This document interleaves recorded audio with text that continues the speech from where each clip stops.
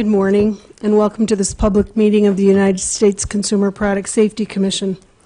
We have one item on our agenda this morning, a decisional matter on the FY 2019 mid-year review. CPSC staff members are with us this morning in case there are any questions for staff in the opening round.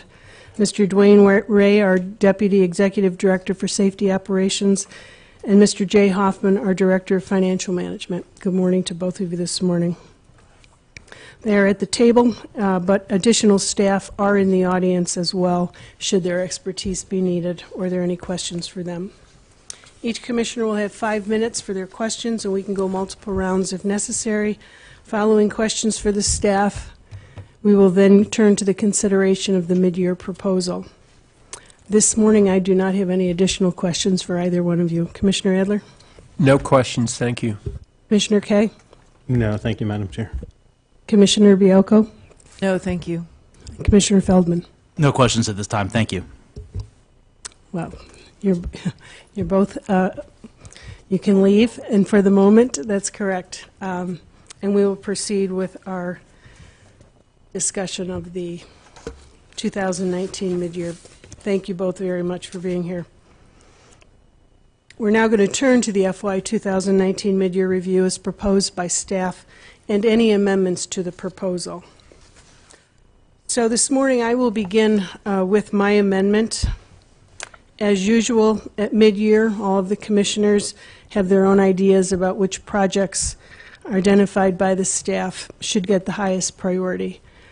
We decided, I think, pretty much across the commission to omit one project known to all of us as NCARES.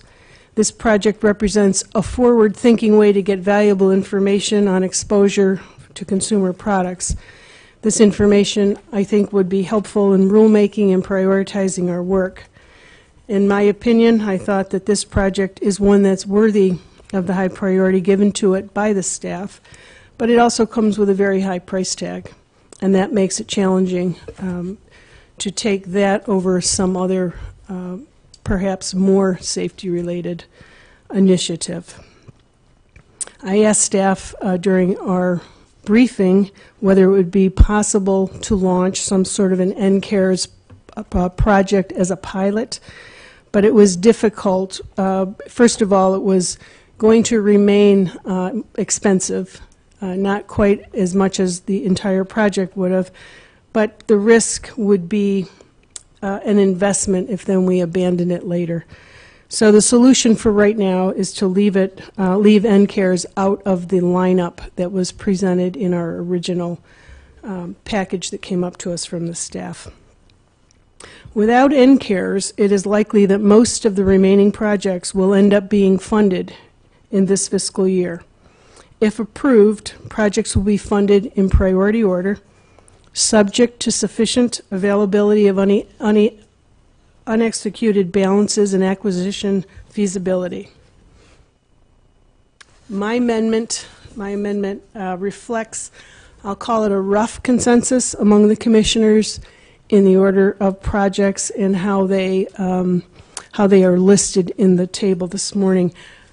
However, I will say that more likely than not, with the removal of NCARES, most of these projects will be funded. And quite frankly, the order in the amendment is not what I would have done on my own. I would have preferred to see, as staff had put it in saferproducts.gov, up at the number 4 level. It was moved down to a lower number in the list, but again, the hope is it will get funded. But in the spirit of compromise and comity within the commission offices, I think it's important that we try to settle on something that we can all live with. So I will make a motion on my amendment, and I would need a second. I second it. Thank you very much. Having heard a second, we'll now move to consideration of my amendment. Commissioners may ask their questions, and then you come back to me and or yield me your time for any questions you might have, and we'll have each commissioner will have 5 minutes per round of questioning. Commissioner Adler. I don't have any questions, but I do have several quick comments. First of all, The two first projects there, I assume are really worthy projects. I've had them explained to me several times, and in all honesty, I'm not certain I understand them completely, but I fully trust the staff who have put these together, including the staff's commitment that they're moving into uncharted territory here, and so in the event that they find that they've drilled some dry holes, I don't think they should worry about that, but I think they should then be willing to come back and report to us that some of the initiatives in this are probably not working out, and I'm fine with that. I just wanted to signal that. I also want to thank the chairman for, and my fellow commissioners for the spirit of compromise that we approached listing these priority projects in. I don't know whether you would call it a Sophie's choice, a choice between a rock and a hard place, choosing between two members of your family, but when you have to select among worthy projects, it gets to be very, very painful, and so many of these are worthy projects, so the listing in priority fashion absolutely does not reflect the priority. I would put them in either, Chairman Burkle, but I do appreciate your spirit of compromise and the spirit of compromise of my colleagues, so I'm prepared to support this. Thank you very much, Commissioner Kaye. Thank you, Madam Chair. I don't have any questions either. I'm going to echo Commissioner Adler's comments. I do really appreciate your leadership on this and putting together a list that works for all of us, and recognizing, as you said, it wouldn't be the list you would have come up with. It probably may not end up being the list any of us would have done on our own, but I think in it we can all see something that we're happy with, and that's good enough for me, so I plan to support it. Thank you very much. Thank you very much, Commissioner Kaye. Commissioner Baiocco. Well, Acting Chair Burkle, I think I'd like to help you out with your comment that you would have preferred to see the saferproducts.gov moved up to number 4. I would move to amend your amendment to do so and move everything behind it down, because I believe that we've had 2 hearings on this matter, and to put it in the slot that it is, I think does not give it the attention that it absolutely needs. And so I would move it into slot number 4. We'll need a second. I'll second it. Is there any discussion on this amendment, Commissioner Adler? I'm going to oppose the amendment again, because the minute we start tinkering with this, it's like one of these jerry-rig things. You remove one of these funds. I am not prepared to start tinkering with this without including some of the things I'd like to tinker with, and then I think we probably would fall into some kind of controlled chaos, so I'm going to oppose it. Commissioner Kaye. Thank you, Madam Chair, and thank you to Commissioner Baiocco for the amendment to the amendment. And let me just, if I can, offer my thoughts on why I'm going to oppose it too. And it has nothing to do with the merits of the Safer Products proposal, and it has to do with where we understand the cutoff financially and what we get funded and what wouldn't, and that's my concern. And so my understanding is, as we have it now, and of course, Madam Chair, please correct me if I'm wrong, that roughly we would expect to get through the 9 projects, maybe 10, and have those funded. But my concern is if we move Safer Products up, it could potentially put at risk some of those lower level projects. And the one that I'm most concerned about is lithium-ion batteries. And I appreciate that, Madam Chair, you moved that up earlier in this. That was one of the accommodations that you made, because we've invested so much appropriately in this area, as we should. It does, these products, for all the value that they offer, do present some pretty serious risks, and it's been good for the public that we've spent the time on this. So I would be concerned about what this would do to the funding of some of the items if this were moved. So feeling comfortable that Safer Products still should get funding under the current list, I'm going to go, and as will the rest of the projects, I'm going to go ahead and oppose this. But please don't take that as a statement of anything that you've offered. It really has to do with trying to preserve the delicate balance of what would get funded. Thank you. Thank you. Commissioner Feldman. I have no questions at this time. Thank you. Commissioner Baiocco, would you like to respond to any of the concerns? I would. Actually, I think that in looking at the large number, and I do think it's a large number on saferproducts.gov, but I also think there's a significantly large number on ATV stability and rollover, which is also a good project, but we've been working on that for quite some time.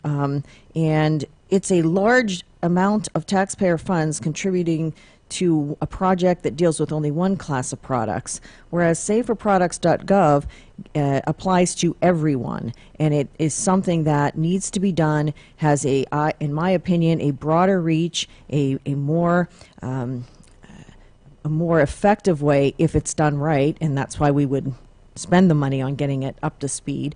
It has a broader reach, and it serves and helps more of the American consumer than one particular type of product.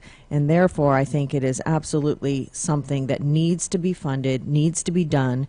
We told our witnesses at the hearing that they had legitimate points, and I don't want to go back on that. So I would I would counter. One other point that I do want to make is I too, Commissioner Kay, am very focused on lithium-ion batteries, and was disappointed to see that it ended up in the number 8 slot, because I had it much higher.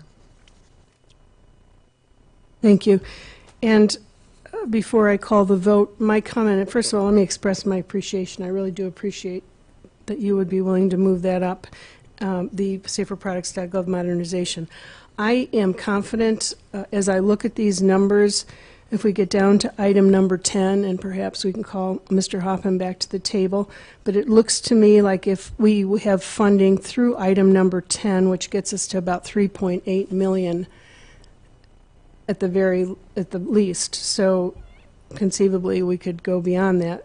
The sheet here talks about $4,055,000. The estimate of these projects. So I have a confidence that this will get funded, and so in the interest of not having the entire, all of the, as Commissioner Adler said, all of the bricks fall, I'm concerned that we continue with our plan, having full confidence that saferproducts.gov modernization will get funded. Because I think, to Commissioner Bialko's point, we had a hearing here, and we brought in the public to comment on the importance of saferproducts.gov. It is something that we have been asked to deal with, to look at, to modernize, to make sure we're letting consumers know that it even exists. We're contemplating other ways to put the information about the platform out so that the consumer will know it exists, and rather than complaining to their online about a safety issue to the platform, they will think that saferproducts.gov exists, and it will only enhance and enrich our data. So but given my confidence level with regards that it will get funded, Mr. Hoffman, I don't know if you have anything to add to that question, or to that. Okay. It looks to me that we have about 3.8 million if we fund through item 10. So that gives me a confidence level that saferproducts.gov will be funded. If I might respond, if that's the case, then I believe we should send a message that we are taking seriously, from a priority perspective, saferproducts.gov, and move it up into the spot that I believe, Anne Marie, you mentioned would you have preferred to see it in number 4. So if they're all going to get funding, let's put it in a priority spot to make sure that we're communicating we're serious about this. Thank you. And if I can respond to that, my concern is that if we move it up, and I have a confidence level that it will be funded at this level, that we won't get support for your amendment, and then we will be in a situation where it stays the same, and we may lose some support for the package as a whole. Okay, well, let's see what kind of support we have. Thank you. So we will take does anyone have any other questions or concerns? We will take a vote on the amendment to the amendment. Commissioner Adler, how do you vote? No. Commissioner Kay? No. Commissioner Bialko? Yes? Commissioner Feldman? Yes.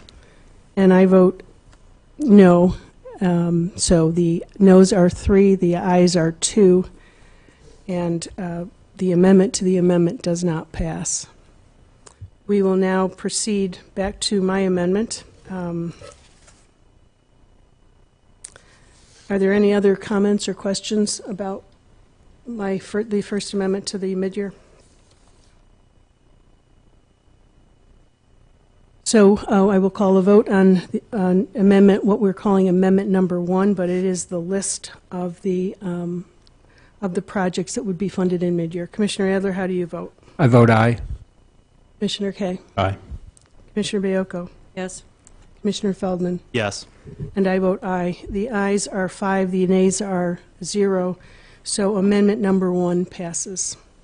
Are there any other amendments here this morning on the mid-year? Yes, Madam Chair. I have an amendment which has been distributed to the commissioners. It's a joint amendment from Commissioner Kay and me, and it relates to the addition of a project in mid-year on children's clothing storage unit tip over hazards from Section 104. You all see the amendment, and if I might just say a few words about this. First of all, Excuse me, Commissioner Adler, we need a I'm second sorry, to I your need a second. That's amendment. correct. I second. Thank you very much. I realize, Commissioner Kay realizes that a majority of the commission voted down this proposal to have the commission develop a 104 rule for children's clothing storage units. What we are proposing today is different from our previous proposal at the budget time. This proposal simply seeks a listing of a 104 rule as DATR, which is Data Analysis Technical Review, in the mid-year as an additional option for consideration as staff works on the rule to be developed under Section 7 and 9. Let me be clear. This proposal does not seek any additional funding or staff work in FY 2019 beyond that which is currently underway with respect to the Section 7, Section 9 rule. What we're proposing is to be prepared for the day when staff has completed all the technical work for a safety standard and the Commission is then contemplating the next step. Should it come to pass, as Commissioner Kay and I believe it will, that the necessary staff work after the technical work is done from epidemiology, econ, OGC to complete a Section 7 and Section 9 standard will take many, many more months, if not years, to do. We would like for the Commission at that point, once the technical work is done, to be able to take an interim step of drafting a 104 rule quickly with minimum fuss without significantly slowing the work on a Section 7 and Section 9 rule. What I want to say is keeping the option of doing a 104 rule will guarantee that our friends in industry will take the Commission's commitment to safety seriously, which I doubt that they're doing now. We hear reports from the ASTM committee, and it's all negative news and it's all oppositional on the part of the industry. If we were to take this action, that will set the stage to alert the industry that the Commission is serious and a broader standard is coming. And I just want to remind people why we feel so strongly about a 104 rule, which admittedly will not cover all of the products in the market, but it will cover a significant number of them. This is something that can be done quickly, efficiently, without exposing the rule to a likely legal challenge, or maybe to say a likely successful legal challenge, unlike a rule developed under Section 7 and 9. And one of the things we've seen with Section 7 and 9 rules, and I guarantee we will see it in this case, the industry is going to wait till the penultimate moment before we mandate a Section 7 and 9 rule, and then they will come in with a highly flawed, last-minute study that we need to do, and they will insist that we stop until we address the issues that they've raised. And then they will submit a voluntary standard that will be a 60% solution that they hope will just barely cross the bar for the Commission under its statute to have to defer or to rely on that. We've seen this time and time again. I think we should say we are not prepared to do that. So our motion, our amendment is let's keep our options open for a 104 rule to be a first and significant step towards safety. It won't cost anything, but it will send a strong signal to the market that we're serious about protecting kids. Thank you, Commissioner Adler. The commissioners and we will have our opportunity to ask questions of you, and then following those questions, you will have time to answer those questions. As Commissioner Adler pointed out, the Commission did vote against adding this project to the 2020 budget, and I've not changed my mind on this project. within this context of 104. I think everyone up here in the dais is committed to solving the problem of tip overs. Each one of us have different ideas and thoughts and have pursued this vigorously. I think that the proposed entry into the mandatory standards table is a misnomer. Section 104 is not about children's products. It is about durable nursery products, also called the durable infant and toddler products. I question whether there are any clothing storage units on the market today that are specifically designed to be for infants or toddlers. As we all know and recognize, this is a very broad issue as we contemplate dressers at a lower height and many of the other issues with regards to this issue. This would just address a very narrow group of those dressers. Even if there are, I know of no voluntary standard that specifically addresses such clothing storage units. In my opinion, then, the amendment does not fall within our legal authority under Section 104. The staff is not planning this work in the current fiscal year, therefore staff can't undertake this work unless they are relieved of a different project that is currently required under the operating plan. And I will say to that, unfortunately here at the CPSC, our bench is not all that. It's not very deep. And so when we take staff working on a project, it's probably going to be related to tip over issue. And that means that would be taken away from an issue that's in the ops plan that we've identified as an agency that's a priority and must be worked on to work on this. And having done that, that would require, I believe, under an offset within, and I don't think anyone has been identified. For all these reasons, I will continue to oppose this amendment, but I want to thank my colleague for contemplating a solution to this issue. It's something that each one of us up here at the dais takes very, very seriously. Commissioner Kaye. Excuse me. May I ask a point of clarification? With regard to this particular proposed amendment and the ones that are going to be following. I apologize, Commissioner Baiocco. We will get to you after. No. My question is this are these amendments to the mid-year or are these amendments to the op plan? This is an amendment to the mid-year with implications, obviously, for the op plan, as are many of the proposals. So when you say on page 9, you're really referring to the op plan, right? Yes. Okay. But So I guess that's why I'm confused. Wouldn't it be? It's probably form over substance, but if we're moving on an amendment, it would be an amendment to add this language to the op plan. This is a point that we have debated a number of times, and I have very strong feelings about this. So many of the decisions that we make with respect to resources ultimately come back to the op plan. My view is we can raise any issue at any time as long as we understand that when we voted on an issue that it will be actualized or materialized in the op plan. But the idea that we should tie our hands and only once a year be able to talk about the commitment of resources is not something that I agree with. I don't think that's what I'm asking. I was just wondering if it shouldn't be titled. I think it's fine if you want to propose an amendment at any time, frankly. I just wanted to make sure that I understood where it went. I said it was just a point of clarification. Thank you, Commissioner Kaye. Thank you, Madam Chair. Thank you to my fellow Commissioner Adler for jointly offering this.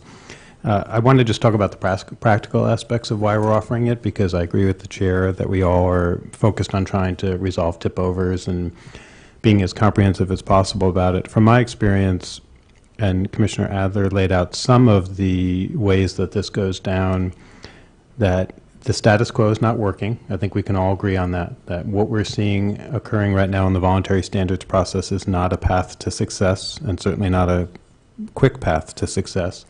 And so what will be the dynamic that will change that?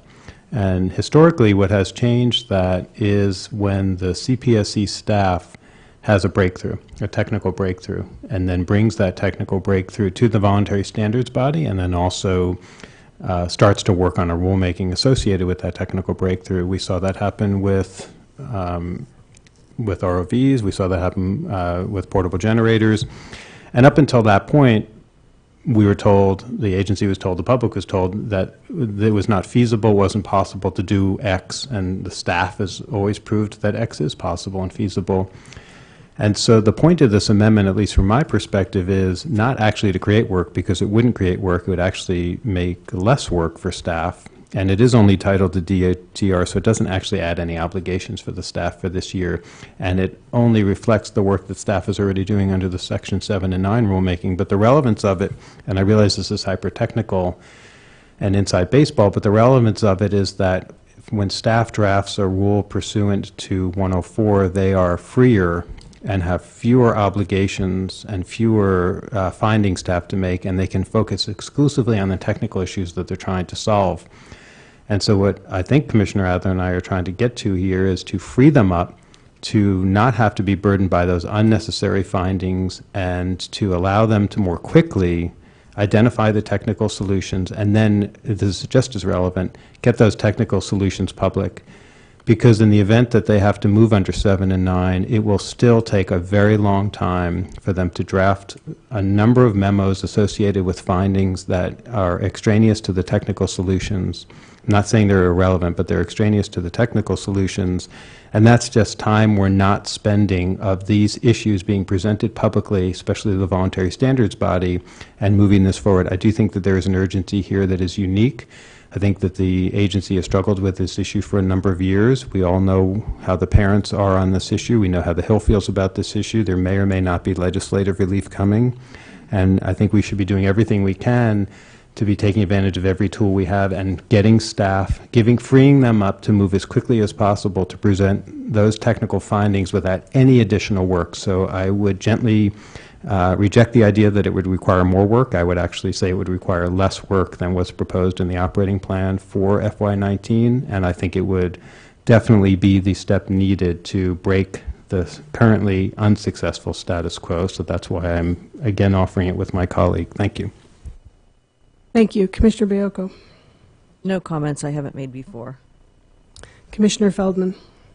Thank you. At the outset, want to state that I appreciate the dedication that my fellow commissioners are bringing and continue to bring to this issue in looking for creative solutions to a very serious problem that's before the agency, and that I think we've been able to find some consensus on previously, and I do think we're all taking this very seriously. Ultimately, I'm supportive of the underlying goal here. I don't think I'm supportive of the particular vehicle. For the reasons I've stated previously, including that a 104 rule would cover only a narrow segment of the market, and that because proceeding with a 104 rulemaking would pull critical staff out of the mandatory rulemaking for 7 and 9 that we've recently unanimously voted to expedite, I have concerns about proceeding with a Section 104 rulemaking.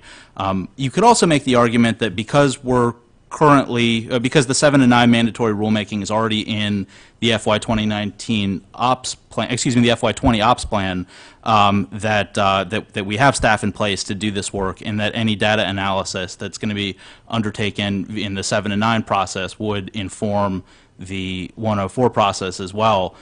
So therefore, I question the underlying need for this, if that work's already on a path to being completed. But I hope that we're going to continue to work together on this. I'm a no vote on the amendment, but I appreciate the effort. Thank you, Commissioner Feldman. Are there any other questions? Yes. Commissioner Adler. Thank you. First of all, thank you for the general support for doing important work on addressing tip-overs, and I'm delighted to see that we have a consensus among the commissioners for pushing that as hard as possible. Just a couple of record corrections. To say that we would not have the legal authority to do a 104 rule for children's clothing storage units, to me, is disturbing, because that is tying our hands for future action. In a sense, it's putting a blemish on some work that we've already done. If you look at the parents who've lost children, those children are toddlers, and this is exactly the group that both the 104 rule would address and as the Section 7(9) rule would address, and that the voluntary standard addresses. I would hate to see a precedent where we have such a self-imposed embargo on our ability to employ Section 104 in a fairly expansive way. The critical thing, and I certainly take to heart Commissioner Feldman's concern about the skewing of our resources. This does not require any additional resources for FY 2019. It sends a signal to the world about how serious we are with respect to tip-over hazards, and it says to our friends in the industry, something is going to happen. You need to take immediate action, and you need to pay immediate attention and not engage in the kind of gamesmanship that has plagued this commission for so many years. So I certainly take my colleagues' concerns to heart, and I'm going to restrain myself when we get to the inflection point where we suddenly realize that we've spent all this time doing technical work, which is adequate for a 104 rule and for 709, and then the staff is coming in and saying, oh, by the way, it will be another 2 years before we can complete all the EPI work, all the econ work, all the legal analysis, and I will do my best not to say, I told you so. Thank you, Commissioner Adler. Are there any other questions for Commissioner Adler or Commissioner Kaye? I will call the vote on the Commissioner Kaye Adler amendment. Commissioner Adler, how do you vote? Aye. Commissioner Kaye? Aye. Commissioner Baiocco? No. Commissioner Feldman? No. And I vote no. The ayes are 2 and the nays are 3. This amendment does not pass.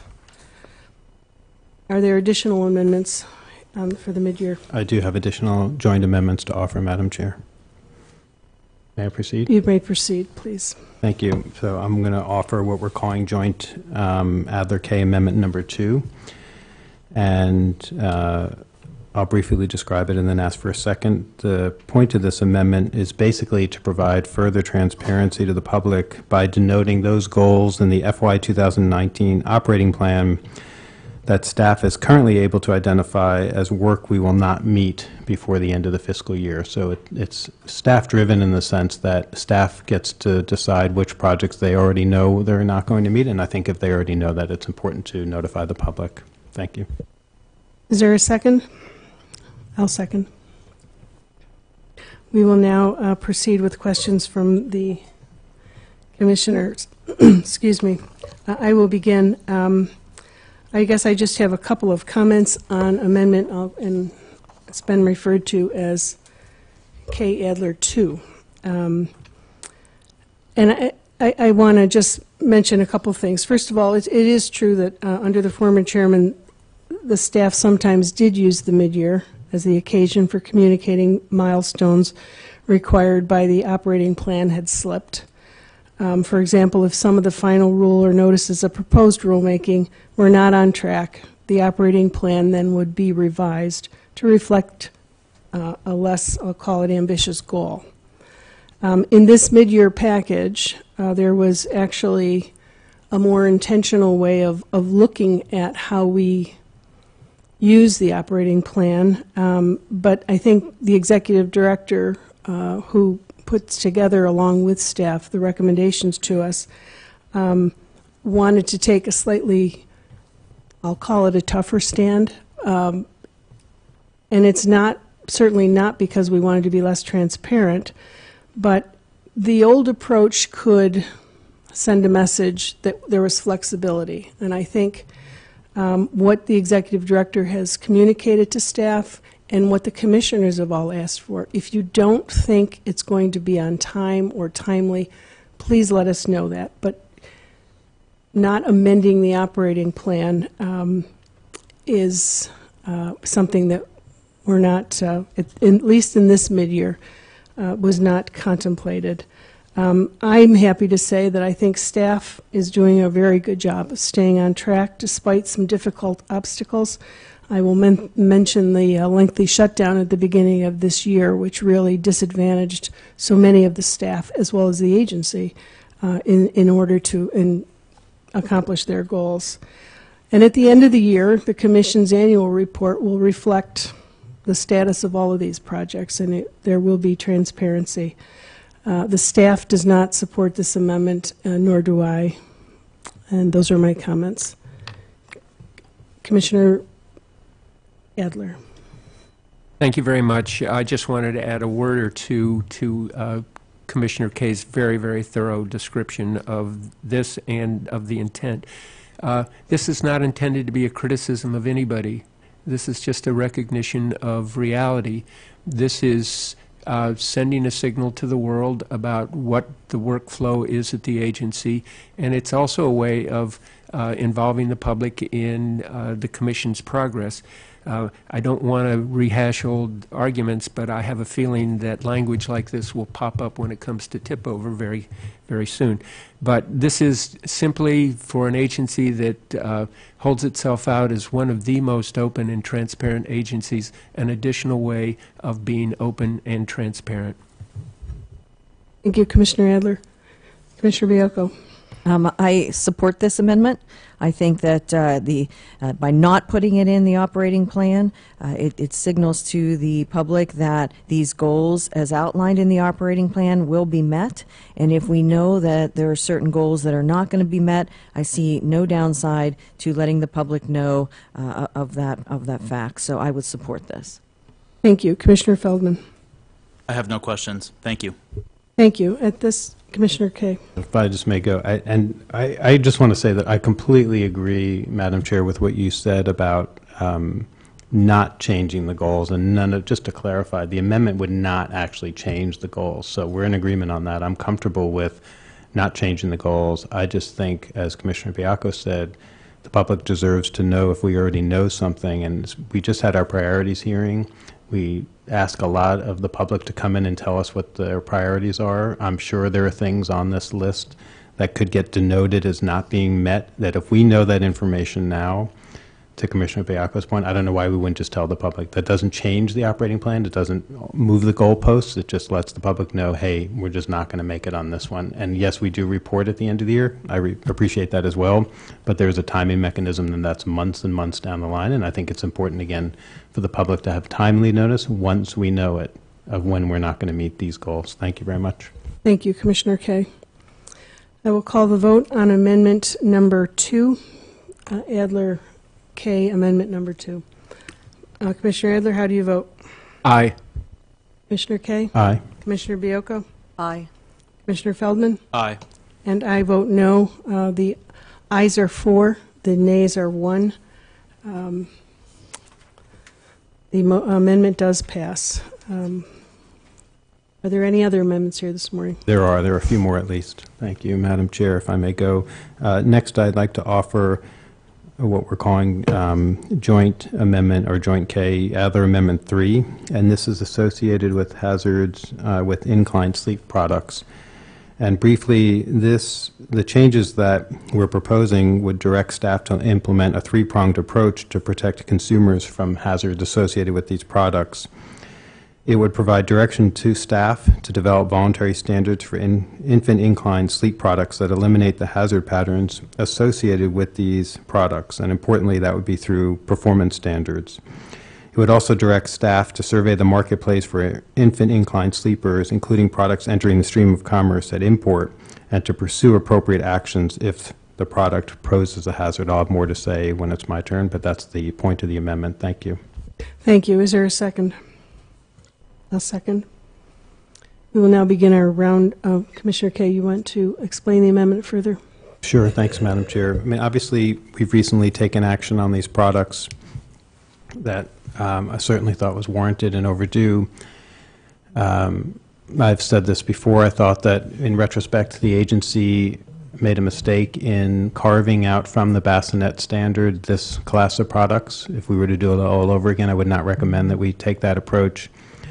I think ideally that this class of products would not, bless you, would not have a 104 associated with it, but my understanding is that attempts to try to close out that 104 process, or at least the voluntary standard, were not successful. So Plan B is to say if ASTM is going to continue with having this as a separate standard, then we at least make sure that the staff goes into those meetings with extra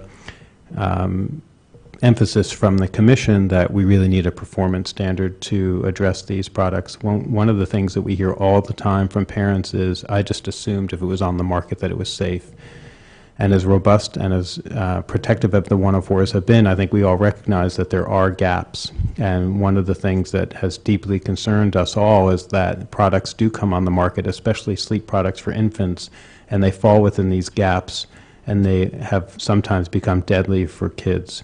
And so I do think that we need to accelerate efforts in the voluntary standard if it's going to continue to be a viable standard, to create performance standards to address the known hazards. And then I think we also need to address the vacuum that currently exists on the marketplace, where even though we've taken action against some of these products, we've not taken action against all of them. There is no reason why more products can't continue to be sold. And I would like to see us be more aggressive about dealing with those products and sending the message that we have certain sleep environments that we feel are have peer-reviewed scientific basis to recommend. We do recommend those sleep environments, and we should keep encouraging parents to be using those sleep environments while using our enforcement authority to deal with those that don't provide that same basis of safety. Thank you, Madam Chair. Thank you, Commissioner Kaye. Commissioner Adler, do you have anything to add to Commissioner Kaye's comments? I do, and I thank Commissioner Kaye for taking the lead on this. I think this is a worthy project to undertake, but I do want to voice a word of caution. Commissioner Kaye said if it's going to continue to be on the market, I wouldn't want anybody to read this motion as blessing the continuation of a standard for inclined sleep products. And I think the devil's in the details, and I think we've gotten the details right, because it calls for peer-reviewed, evidence-based, infant-safe sleep practices. I have a feeling that when they've investigated this thoroughly, they will probably draw a conclusion that inclined sleep products probably shouldn't be on the market, and I wouldn't want anybody to misinterpret the intent of this amendment. Thank you, Commissioner Adler. We will begin our round of questions. I will begin. First of all, I think, just as with the tip-over issue, this is an issue that has been before the Commission. It's something we are all gravely concerned about, and we have begun to deal with it in the two recent recalls that have taken place. As I see this amendment, I see three components to it: the voluntary standard direction, compliance direction, and import surveillance direction. I think on the voluntary standards direction, the operating plan already contemplates work on this issue, and our recent recalls of infant inclined sleepers reflect, I believe, a new thinking on the part of staff. I have discussed this issue with the executive director and have talked about a number of approaches going forward, including which category of products should continue to exist or whether it should have markedly different performance requirements. And as Commissioner Kaye pointed out, I have talked with many of the consumer groups and many of the constituents out there, as well as parents. And this is an issue that they are begging us to take a closer look at. And I believe because it is in the 2019 Ops Plan, it is staff is doing that work, that I think we are where we need to be. There has already been a voluntary standards meeting last week, and staff, of course, participated. I think as to the compliance and the import surveillance aspects of the amendment, I can assure the Commissioner and my colleagues up here at the dais that these steps are already being taken. We are looking very closely for non-compliant products out in the marketplace today as we speak, as well as those products coming into the country. These activities are already occurring. And so I think that given what is going on within the agency, I really don't think the amendment serves any further purpose at this point. Commissioner Baiocco. Nothing. Commissioner Feldman. I have no questions at this time. Thank you. Thank you. Commissioner Adler or Kaye, would you like to respond? None, thank you. Thank you. So we will call the vote. Commissioner Adler, how do you vote? Aye. Commissioner Kay? Aye. Commissioner Baiocco? I'm abstaining. Commissioner Feldman? No. And I vote no. There are 2 ayes, 2 nays, and 1 abstention. The amendment does not pass as voted upon. We will now turn to the next amendment on our agenda, which is K. Adler, number 4. Thank you, Madam Chair. 2 more to go, on at least for the joint amendments. So as you mentioned, I'm offering joint K. Adler Amendment number 4, which is including ROV death and injury data in the annual ATV report. And the purpose of that is to capture staff work, or to at least encourage a little bit of extra staff work potentially that is de minimis, to include in the ATV report for this fiscal year some information about ROVs, the deaths and injuries associated with them. My understanding is that in order to produce the ATV report, staff already has to sift through this data, so instead of just sort of, not that they discard the data, but instead of putting it aside for the purposes of deeming them not ATVs, just take that same data and publish it. And with the hope that in future year we will see more robust publishing of ATV and ROV data, or at least ROV data. We've certainly seen an increase in ROV usage, and it does seem important that we update our annual reporting to reflect this change in the marketplace. Thank you. Is there a second? I'll second. Commissioner Kay, would you like to explain further? I have no further comments. Thank you. Commissioner Adler, anything to add to amendment number 4? I do. One of the disgraceful episodes in the history of the Commission's regulation of ATVs and ROVs was when the industry came in, again, at the penultimate moment when the Commission was poised to develop a standard, a mandatory standard for ROVs, and they put in an appropriations rider that said we could not expend any resources to do further work towards the mandatory standard. Eventually, we worked out what may well be a perfectly adequate voluntary standard. It was only, as Commissioner Case pointed out, just when we were on the verge of issuing a mandatory standard that we seemed to get the attention of the industry. It's been several years since we worked with the industry on the voluntary standard, and I honestly don't have any idea whether it's actually reducing injuries and fatalities, so I think making explicit the addressing of ROV injuries and fatalities is a very, very useful step. Thank you, Commissioner Adler. We will now begin the round of question by the commissioners. I will begin. I want to clarify a point that Commissioner Adler just mentioned about a disgraceful episode with regards to the rider. I believe the timing, and I would have to check my records, but I believe the timing of the rider came after staff recommended that we terminate the rule and provided us with a package.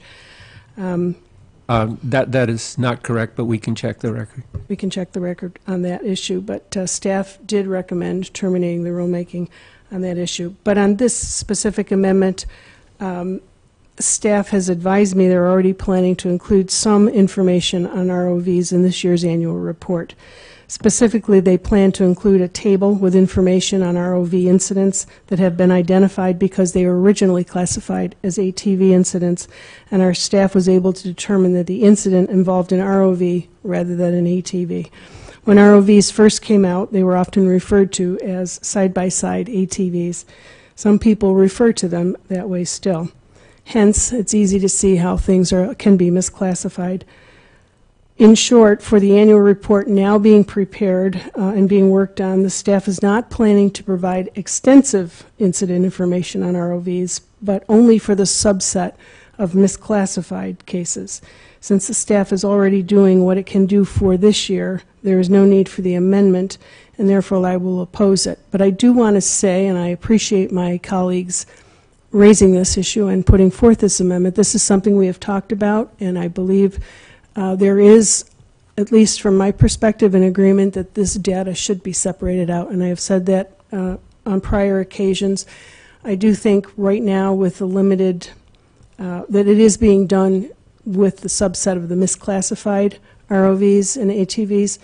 However, going forward, I think this is something the consumer groups have asked for, you have asked for, and I believe it would benefit the agency and give us clarity on the data to separate out the ROV and the ATV injuries incidents. Thank you. Commissioner Baiocco? Nothing, thank you. Commissioner Feldman?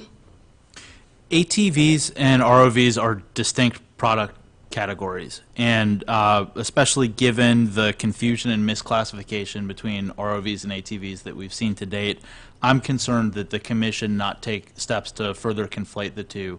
Therefore, I'm a no on this.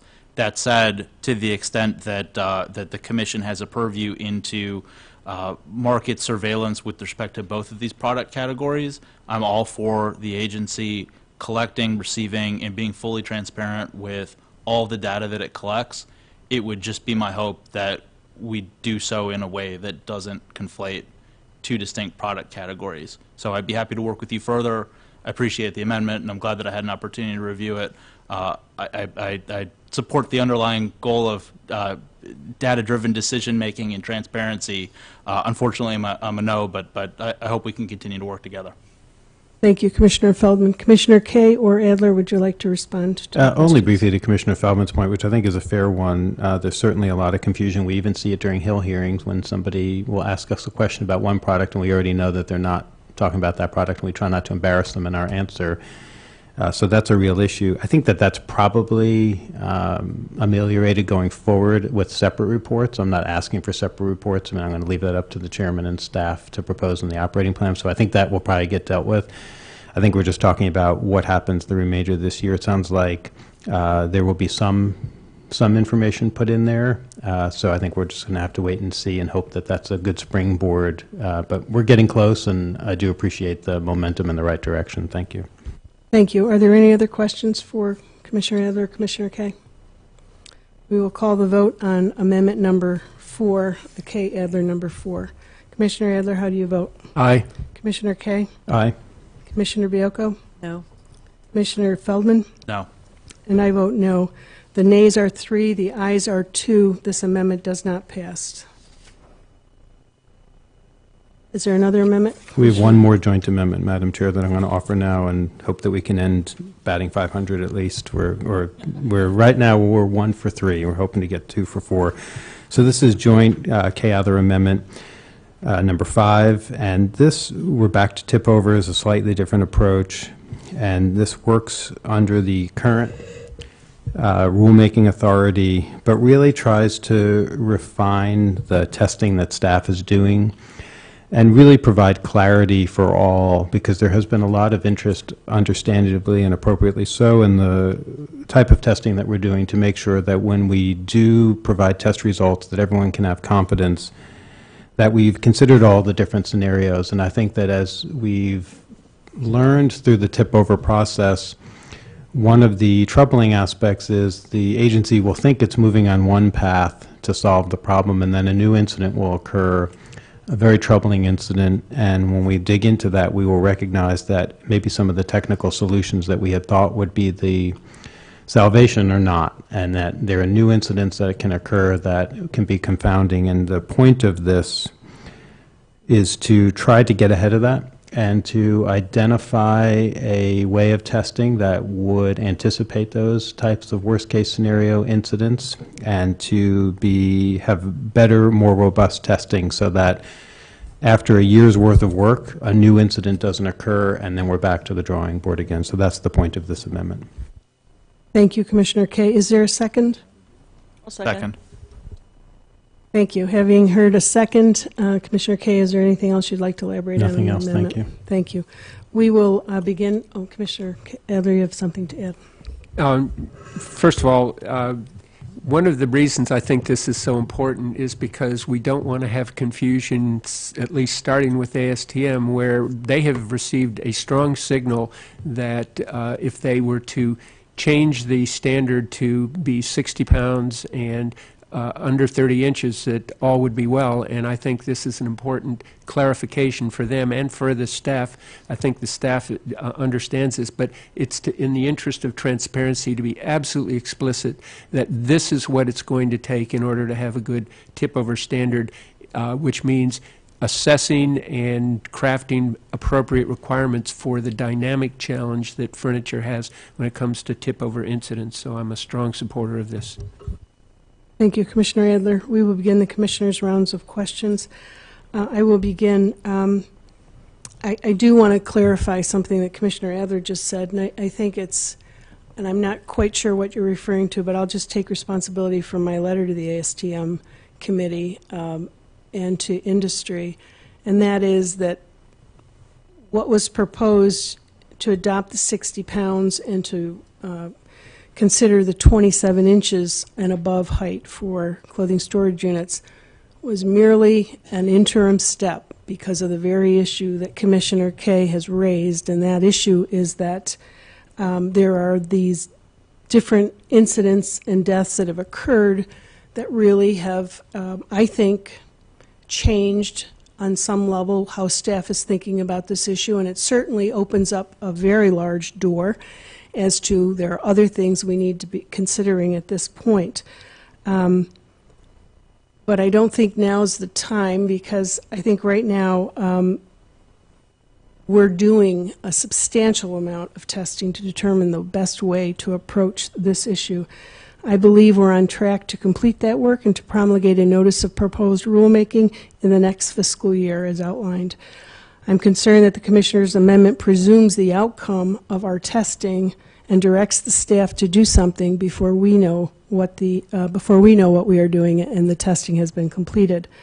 The amendment is also very prescriptive on certain points, and for example, it would direct the staff to develop test methods that account for the weight of the oldest child victims, as well as dynamic testing and other factors. These may or may not reasonably coincide in the real world. The staff should be allowed to continue its methodical test program, of which this agency has really committed resources, and again, this commission, everyone up here at the dais and the staff consider this a priority for the agency to find a solution for this problem. I think that the staff should again be allowed to continue its methodical test program with a view towards developing strong proposals for improvements to the voluntary standards, as well as a possible mandatory standard. To Commissioner Adler's point earlier, something will happen. There are many moving parts to this issue. The STURDY Act was introduced. They've reached out to this agency for technical support, and we have been working with them. There are many things happening on this issue, knowing that it is a priority for so many, and something will happen. And so I think at this point I cannot support this amendment. I think the things that are being done, the testing that's being done, we need to let that run and be completed. Commissioner Baiocco. No questions. Thank you. Commissioner Feldman. My question is for the amendment sponsors. Would this project support or inform the agency's ongoing work with a 7 and 9 mandatory safety standard for tip-over? Okay, if I answer that. I mean, yeah, this would be the entirety of the work from a technical basis, which, to the chairman's point, there are aspects of this already in the staff's testing protocol, but I think the purpose of offering this is to just make sure that we're covering all of the actual real-world scenarios that have come to our attention and anticipating others, as opposed to waiting for those to present themselves. Does that help? It does. And if there's a concern that the testing protocols that are adopted are overbroad or incorrect or somehow deficient in the 7 and 9 process, there would be a procedural mechanism for the commission to revisit that and make adjustments as needed to make sure that whatever testing mechanism the commission may ultimately adopt to be included in a 7 and 9 mandatory rule is consistent with our requirement under APA not to proceed with something that's arbitrary and capricious, and to make sure that it's narrowly but adequately addresses the immediate hazard in front of us. Is that correct? The short answer is yes. Can I expand on that? Of course. I mean, you're correct, absolutely. I mean, this would only be the guidelines for robust technical work by the staff, but ultimately whatever they would propose with or without this amendment would have to go through the same legally permissible process as required by both Sections 7 and 9 of the Consumer Product Safety Act and, of course, the Administrative Procedures Act. Okay. Well, I want to commend you for your work and leadership on taking steps here to advance the issue. I feel like I'm repeating myself a little bit, but it's hard to overstate how pleased I am that there's some consensus on the commission to address this in a thoughtful and forward-leaning way. It's an issue that's been around for some time, and I think this is a good amendment that advances the ball in a helpful way and hopefully puts us in the posture that I think we all hope that we're in to move expeditiously to a mandatory standard here. So I think this is something I can support. Thank you. Thank you, Commissioner Feldman. Commissioner Adler, Kay, would you have additional comments? I appreciate the support from Commissioner Feldman and from anybody else. I just want to try to alleviate the chairman's concerns that we would be adding non-real world or sort of theoretical requirements to the testing. I feel like the purpose and the way we drafted it is actually quite the opposite, was to take all of the issues we've now become aware of through real incidents and data that has actually been presented to the agency. And so if we didn't capture that, I apologize, but I feel like that was the intent of what we did try to do. Thank you, Commissioner Kay. Commissioner Adler? Just a quick reminder, none of this work would in any way be inconsistent with the development of a 104 rule. Forgive me for saying that. And I also think the importance of this, and I really appreciate Commissioner Feldman's comments, is to send a signal not just to our staff, but it's to send a signal to the outside world about what the nature of an appropriate safety standard should be. And there are times when I think we get overly prescriptive and we engage in micromanagement, and that does concern me. This one I don't think does that. That certainly wasn't the intention. So again, I appreciate the support. Chair, can I just add one more point? Sorry. I do think it's important to say that we did mention at the end, there's two key sentences. Surrogate methods could be used to address all of these enumerated parameters, and a dynamic approach could be used as the basis for a static test. And while I realize that's a lot of technical garbled language, the point of that was to give staff some flexibility in how they went about this, and if they could figure out other ways to do it, of course we would prefer them to do that. Thank you. Any other questions or comments for Commissioner Adler, Commissioner Kay? I will call the vote on the Kay Adler tip-over amendment number 5. Commissioner Adler, how do you vote? Aye. Commissioner Kay? Aye. Commissioner Bielko? Aye. Commissioner Feldman? Aye. And I vote nay. So the ayes are 4 and the nays are 1. This amendment passes as written. Are there any other amendments or motions for the mid-year? Does that complete, I'm sorry, does that complete your? It does. Thank you for enduring that. But are you going to offer yours to withdraw? And to figure out the appropriate timing, would this be an appropriate time to I bring think up it's the fine, ombudsman? Yes. Okay. You will notice that there is not being circulated an amendment on consumer ombudsman. It's something that we've discussed and my staff has discussed with our colleagues. And I did want to say a few words about the notion of a consumer ombudsman and explain why I've decided to withdraw it at this point. So if you will indulge me, I just have a few minutes of comments. I want to point out for many years that the Commission has had a small business ombudsman. I think that's one of the most successful things this agency's done. It's led to greater compliance with our regulations. It's led to more understanding of the agency and a lot of goodwill among our stakeholders. The time has really come for CPST to join at least a dozen other federal agencies who've established ombudsman offices with the primary function to work with one of their most important stakeholders, our most important stakeholders, the consuming public. There are lots of groups that historically have been underserved by the Commission, and not just by this Commission, but by others. Parents groups, civic groups, affinity groups, public service groups, and let's not forget to mention individual consumers who live in small communities across the country and desperately need some focal point for their safety concerns. They deserve a friend and a friendly face in Washington every bit as much as members of the small business community do. I just want to make one particular point about why this is so important.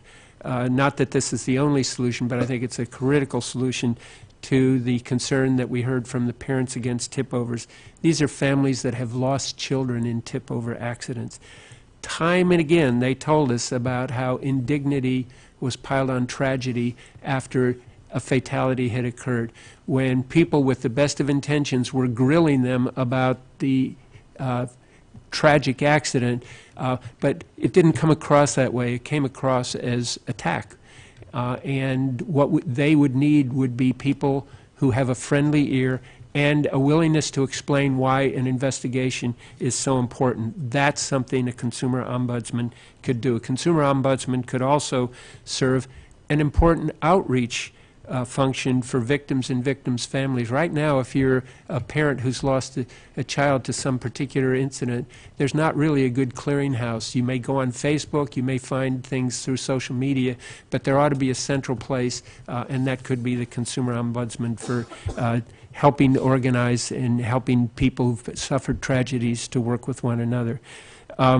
What I would like to say is that I'm not offering this because I've had discussions with the chair about what the appropriate point in time to offer a proposal like this is, and we have a disagreement.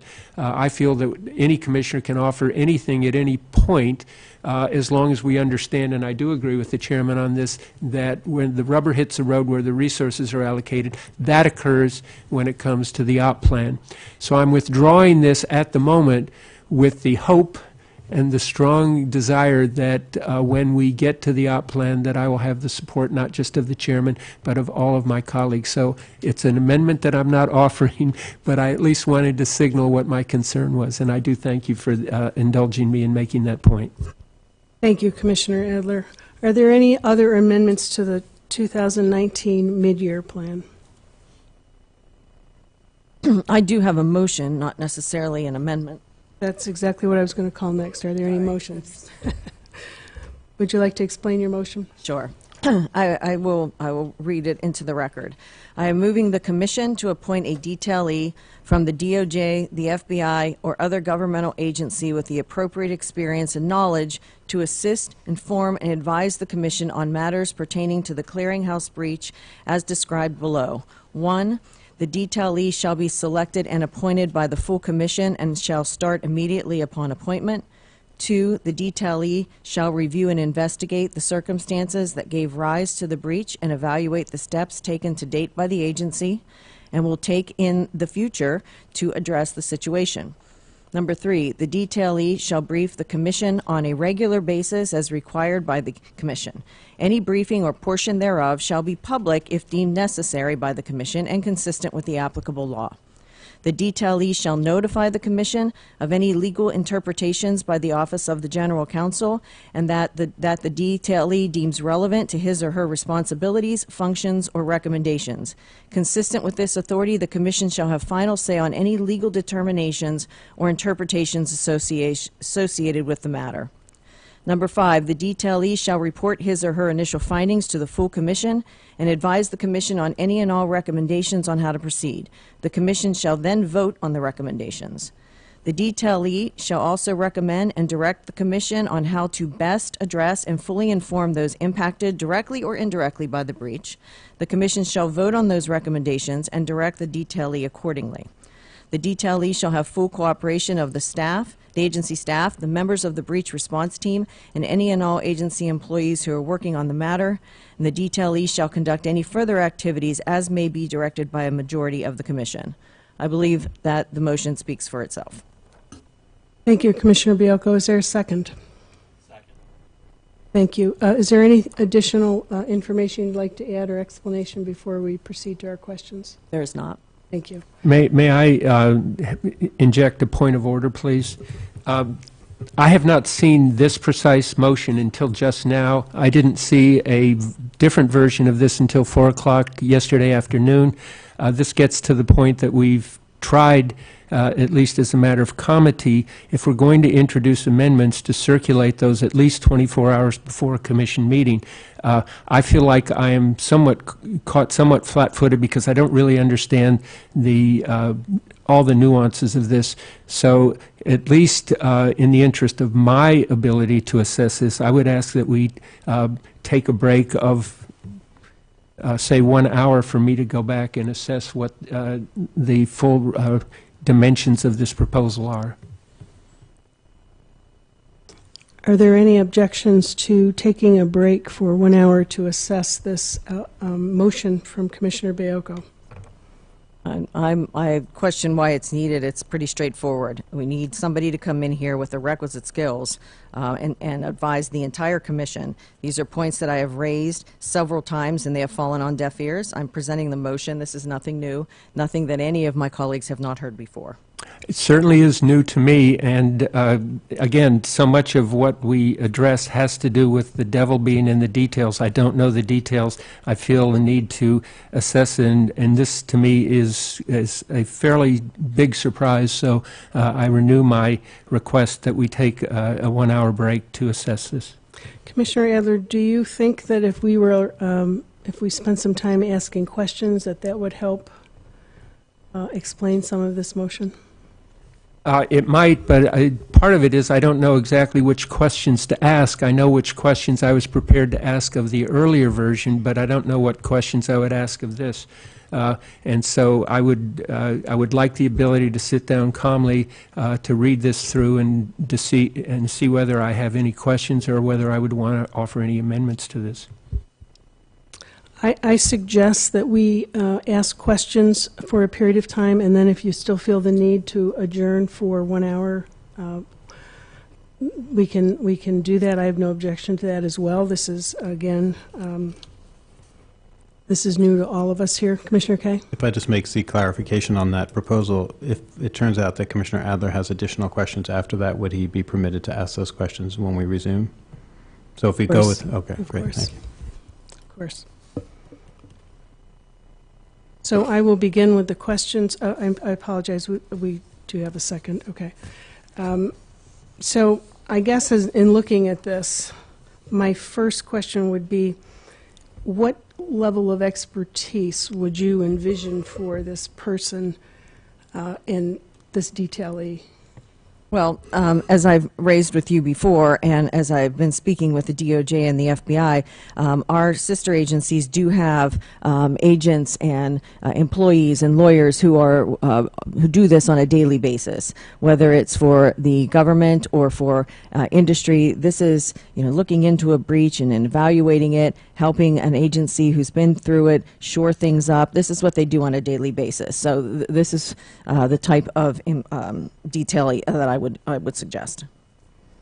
As I see it, the 6B is unique to this agency, and so they may have experts, but do they have experts that would understand 6B and the issue of disclosure?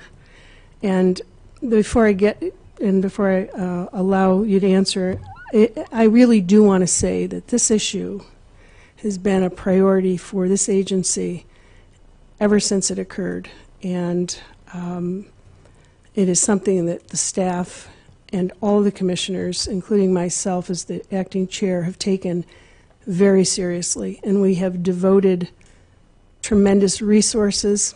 We have made it a priority, and along not far into the disclosure, I asked the Inspector General to complete an investigation, and that is undergoing as we speak. He began immediately. But I want to go back to the question about, is there someone at DOJ or FBI who is familiar with 6B and understands, as unique as that statute is to this agency, do they have that expertise to deal with it? Yes, they do. They have that expertise. They have financial expertise. They have PII expertise or any other expertise that is necessary, that goes out the door in a disclosure of the nature we sustained. And to address your point on the IG has been issuing reports from as far as I can tell, since 2015, and have made recommendations that this agency hasn't accepted. So I'm looking forward to the IG doing his part and reading that report. But I am not satisfied with where we are and how to this point what we've done. I'm concerned that a lot of the evidence as to what really happened here is gone or is gone, and I believe we need to be doing this in real time. I appreciate that you're happy with the way that things have been going. I have reasonable minds can disagree here, and I don't have a comfort level that it's been handled properly or completely. Thank you. I don't think I used the word happy. I don't think anyone is happy at this agency about this issue, but we're doing what we must do, and that's deal with the issue. I want to get back to the Inspector General, though, because I'm concerned is the feeling that his independent investigation is not sufficient and that he isn't qualified to conduct the investigation? Well, first of all, this is not his bailiwick. Secondly, I think that our IG is a terrific, honest guy, but Anne Marie, you can fire him at any time according to our statute, so I don't see that as independent. And thirdly, we have people within the government who do this on a daily basis. I am positive that our IG will give us some recommendations, but he is not in the position to do all of these steps that need to be done in an investigation like this.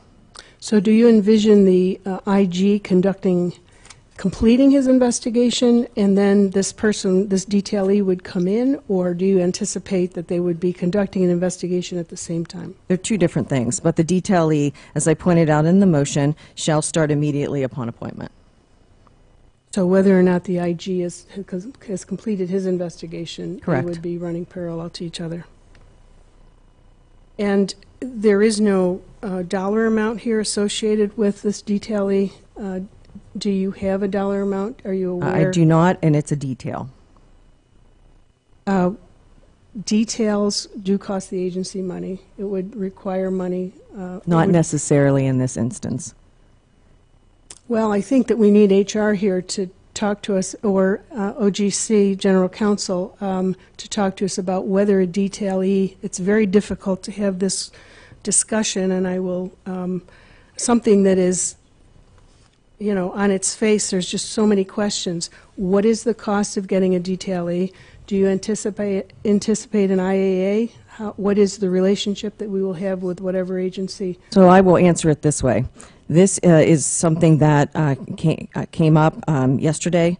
I've done my best to get as much information. If what I'm hearing is that you are coming up with excuses rather than progress on this particular motion, then that is indicative to me as to where you stand. But I would posit that all of these, different this, that, or the other can and will be worked out throughout the process and in front of the full commission, and we will address those points as we go. This needs to be done, and delaying it any more is only going to hurt the agency further. Very difficult to make a decision because I am not weighing in on the merits of this. I'm trying to understand what the real-life implications are to this agency. And I don't see a dollar amount. I don't see what mechanism would connect us with that agency. What if the agency doesn't agree to whoever we agree? What if they don't agree to testify to the commission on a weekly basis? What if that we're going to have a contract with another government agency and we have to agree on the terms, and they may not agree with these, and so if we vote for this motion, that creates a problem as well. My time has expired, and I will move to Commissioner Adler. Thank you very much, and I do have a lot of questions. So first of all, just a clarification. I see in number 1, this person shall be selected and appointed by the full commission. Then I go down to number 4, and I see discussion about the commission.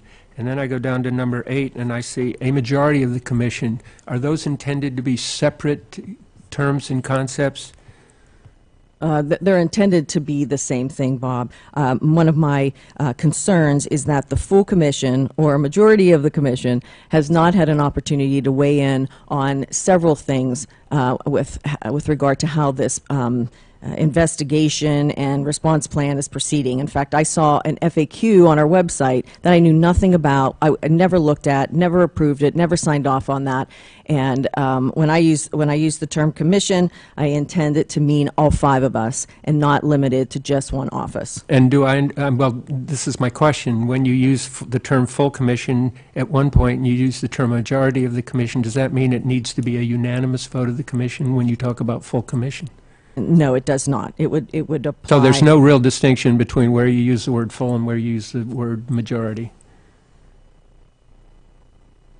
This is just a point of clarification. No. So my point, Bob, is that I would like... I'm just asking Yeah, what yeah. the meaning is. Well, my point is it needs to be selected by, and your point's well taken. I believe my main point here is that all 5 of us are involved, and that we vote as a commission, and the majority of the vote as to how we proceed.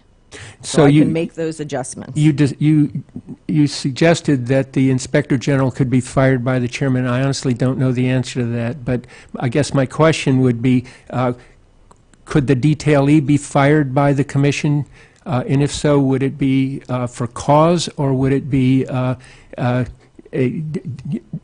any decision that, or any point that the commission felt that the person ought to be terminated? No, because the detailee, he or she works for another agency, so we have no authority to fire them. I'm not talking about firing from their agency. I'm talking about being fired as a detailee at this agency. Why would we want to do that? The whole purpose of this is to get transparency and all of the facts, not just some of the facts as presented to us. So if you're starting off from a perspective of, let's see if we can fire the guy, that suggests to me that you're coming at this at the wrong point. Maybe you're just not interested. I would just like in an getting... answer. Can this person be removed by the commission for any reason whatsoever, or would there have to be cause? And not everybody, as we know, works out when they are assigned to do a job. I think that when and if that situation arises, a motion can be made and we can consider that. But considering it doesn't tell me whether we would have the authority to do that, what I'd like before we do this is to know whether this person could be terminated by the commission at will, or whether it would be for cause. I think that would be a clarification that ought to be included in this proposal.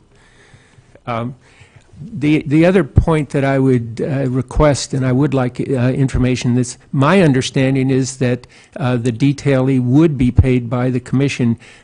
If the detailee came on board, do we have any idea what the detailee's work plan would be? Would we not want to ask that the detailee at least give us some sense of what the work plan is that he or she would have, and that we at least would share our vision of what should be done? Well, and that therein begs the question. First of all, a detailee that I've been researching would not have a dollar amount attached to it. Secondly, I'm going to come back to the same point. Either we want somebody with the requisite experience to come in and answer questions that at least this commissioner can't seem to get answered, or we don't. So I would encourage you to vote no if you don't want this person here, and I would encourage you to vote yes. And in the spirit of cooperation, we work together as a commission to get to the answers that we need to have. Before I would want to vote on this, I would ask either the executive director or the deputy executive director to tell me whether this is an expense that the commission would have to, or the general counsel, excuse me, tell me whether this is an expense that the commission would have to incur. I object to that. These two individuals, this is not their motion. It is not for them to decide. They have not done the research, and I am presenting it as is. Well, you can object to it, but the point is I object to your objection. I would like to know what the answer to that question is before the commission in some fashion commits itself to dedicating resources to this work. The Anti-Deficiency Act does require that the agency pay for any services that it receives. I don't believe that's correct.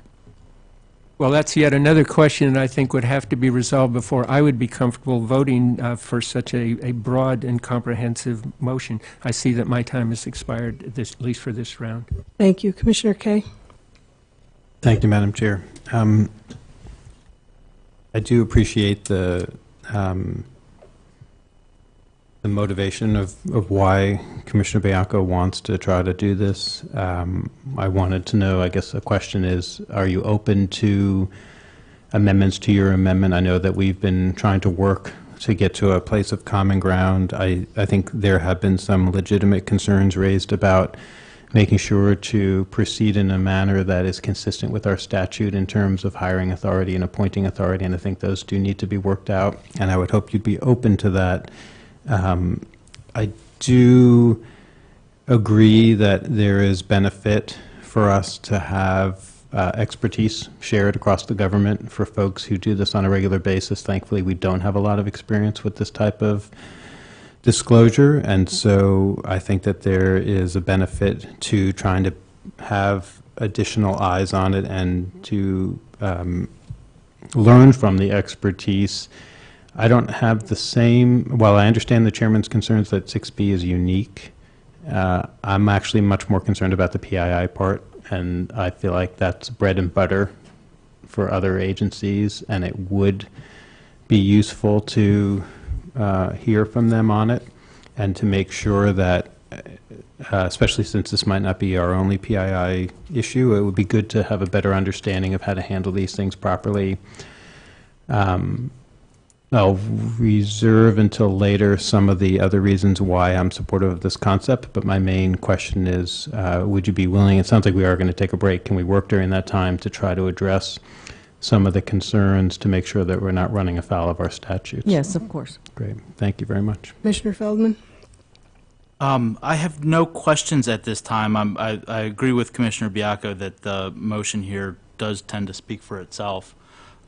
With respect to the point that you raised, Commissioner Kaye, about sensitivity to making sure that we're, particularly with respect to the appointment language proceeding under the statute, this would be section 4F1 outlines that appointments and supervision of personnel falls to the chair or the acting chair, but that extends only to personnel employed under the commission. I think there's a legitimate question of, to the extent that we're contemplating bringing on a detailee that would be employed under a sister agency, whether or not that language of the statute would be applicable here.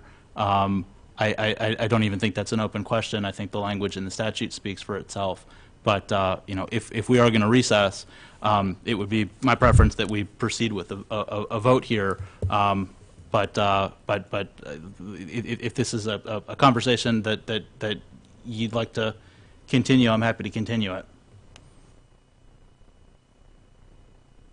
Mr. Kaye? Sure. I guess I can respond. Yeah, I mean, I think that if we're going to proceed out of an abundance of caution, and that sounds reasonable, your legal interpretation, but out of an abundance of caution, there's probably a way to fiddle with the drafting to not change the scope and the purpose and the intent behind it, but just to be a little bit more buttoned up in terms of not potentially tripping over that issue. So that would just be my suggestion, and we'll circulate some proposed edits, and if they work, they work. If they don't, they don't. I don't think that I totally get the frustration and the time pressure. I do think that if it's the difference between getting it right or not, whether it's an hour or a day or whatever, I do think it might be worth taking that time. But if we can get it right, or it can be gotten right in an hour, then that works out too. Thank you, Commissioner Kaye. I have additional questions that I'd like to just talk a little bit about this morning. So we don't know how much it's going to cost. Is there going to be any desire to find that out? Do we know what this entails? Have we contemplated, I mentioned this earlier, asked this earlier, an IAA, an MOU? What is the mechanism with the agency? So, Anne-Marie, let me pose it this way. The agency's had detailees in the past, and if what I'm hearing from you is that these, small issues that we all know we can work out is what's going to stop you from voting, then don't vote for it. I think that speaks very loudly. If you want to help get this person in here, I think you're very well positioned to help us do that. I'm not sure if this motion, and I am not speaking on the merits of this motion. Let me be really, really clear. But it's hard to even form an opinion when there's such broad language and this sort of notional idea of what you're aspiring to. And Well, let me address it this way. I've come to I'm you not done with with my very question. I detailed apologize. information on this that you've rejected. So I've put it in writing from a broad perspective to allow you to fill in areas that you were concerned with, which I still haven't heard, other than money. Either we want this person here or we don't. We can get them here and get them moving. I've been asking for this person since I first learned of this situation. I would ask that we vote. If you want to take some time to give some edits, I'm open to edits. I'm certainly not closed to edits, but I don't want to have edits change the dynamic of what it is that I think this agency needs, and I feel very strongly that this agency needs. And I find the pushback very telling. Well, please don't misinterpret my interest in how we would possibly, as an agency, execute what it is you've put here on paper. Maybe it's because you're a newer commissioner, but when everything we do, it's either staff hours or contract dollars, just because of the size of this agency and just because of the limited budget that we have. So if you can come back with a dollar amount and we can determine exactly from HR whether or not this is a detailee, do we pay for the detailee, what is the cost of the detailee? Are you aware that our general counsel has spoken to Justice, has spoken to FBI? I am aware that our general counsel is not independent, is controlling the information that we get, and the last few pieces of legal advice I've gotten from our general counsel have been flat wrong. So forgive me if I don't feel comfortable, which is why I'm moving again to get some outside independent help. And I beg to differ with you. I do know how to present a motion, and I've presented this motion in a manner that I believe is appropriate. If you don't want to vote for it, don't vote for it. I think when you present a motion, you have to have some concept of the cost, the impact on the agency, all of the questions. We haven't even decided and determined. I personally disagree with Commissioner Feldman that 4F1 doesn't apply here but that's a legal question that needs to be determined. So there's just many, many obstacles. I won't call them obstacles, I'll call them thresholds that we've got to get to before we can make an informed decision. Then let's not waste the time. The motion is in front of us. It's been seconded. Let's vote. I would ask that you would table the motion until we get some of the answers to this question. I'm not opposed to it. I'm not willing to do that. It is a valid motion, seconded on, and it's ripe for vote. I would second the motion to table. Any discussion about tabling the motion, Commissioner Kay? I just want to see clarification. So are we taking the break for an hour and then coming back and then resuming? Is that what the proposal is? 'Cause That's what a motion to table is. You come back and then you vote.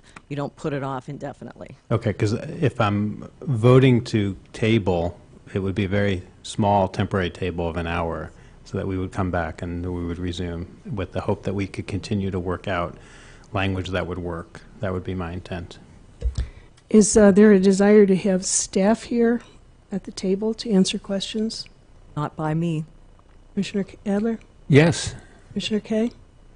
If any one commissioner needs to have staff, then I would support that. Commissioner Feldman? Okay. There is a motion to take an adjournment. It is now 11:30. And we will adjourn until 1 p.m. Is that satisfactory for all?